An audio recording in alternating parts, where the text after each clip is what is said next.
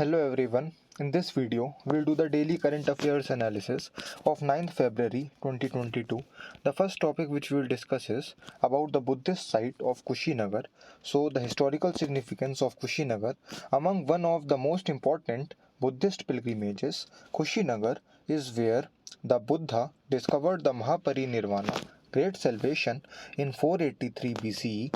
Modern day Kushinagar is identified in Kushinara, the capital of the ancient Republic of Malla, which was one of the 16 Mahajanpadas of the 6th to 4th century BCE. The area continued to be part of the Mauryas, Shungas, Kushnas, Guptas, Harshvardhana, and Palala kingdoms.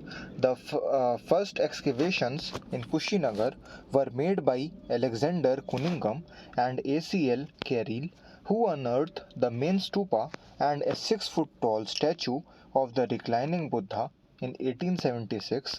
Kushinagar is among the very few places in India where the Buddha is shown in the reclining form. About the Buddhist circuit, in 2016, the Department of Tourism announced the Buddhist circuit as the first national tourism destination in the country, covering Nepal and Sri Lanka alongside those in India.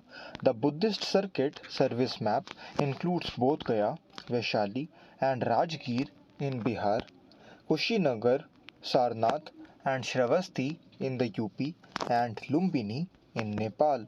Source of this news is Indian Express. The next topic in news is about the UDAN scheme. So about the UDAN scheme, Ude Desh Ka Aam Nagrik scheme, the program aims to improve air connectivity in remote and regional parts of the country and to make air travel cheaper. It is an integral part of the national aviation policy led by Prime Minister Narendra Modi and launched in June 2016. Under the scheme, around 50% of the seats are reserved at subsidized rates, and the air carrier companies are provided the requisite viability gap funding. The cost is borne by the central government and the concerned states. The plan will be valid for 10 years and may be extended thereafter. UDAN 4.0, the fourth version of the UDAN scheme, was launched in December 2019 with a strong focus on northeastern regions, the hilly states, and the islands. Airports already built by the Airport Authority of India (AAI) are prioritized for the provision of VGF viability gap funding under the scheme. Under UDAN 4.0, the operationalization of helicopters and marine aircrafts are also included. Source of this news is Press Information Bureau. The next topic in news is who are Uyghurs. So who are the Uyghurs?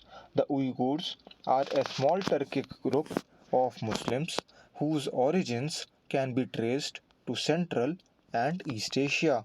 The Uyghurs speak their language similar to Turkish and consider themselves culturally and ethnically close to Central Asian countries.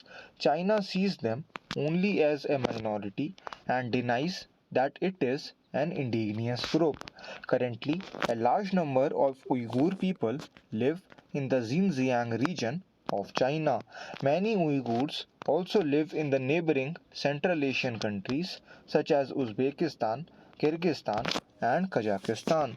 Uyghur Muslims for decades have been placed under false accusations by the Chinese government for terrorism and segregation and have faced tortures including persecution, forced imprisonment, intensive surveillance, and even slavery. Source of this news is The Hindu. The next topic in news is about the Singapore International Arbitration Center.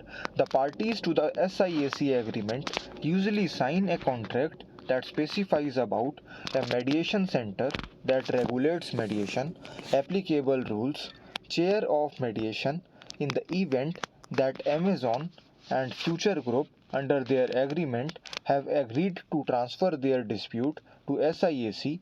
Singapore may be the contractor to choose a seat or venue arbitrator.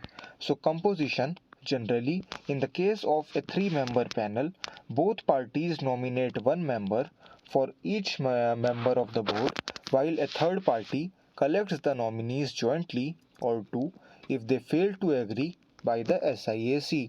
Appointment of emergency mediator. The appointment of an arbitral tribunal usually takes time. Therefore, under SIAC rules, parties may submit to the SIAC to appoint an emergency mediator for temporary emergency assistance as the arbitral tribunal's appointment process continues. What happens if the parties do not voluntarily obey the order? Currently, under Indian law, there is no obvious way to enforce the orders of the emergency arbitrator.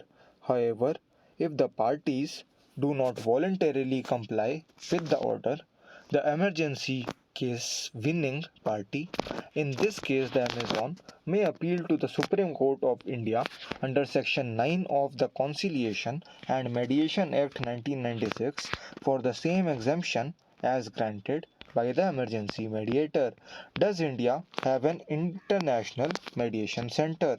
Yes, India now has its own international mediation center located in Mumbai. The source of this news is Indian Express. So thanks a lot for watching the analysis video. Have a nice day.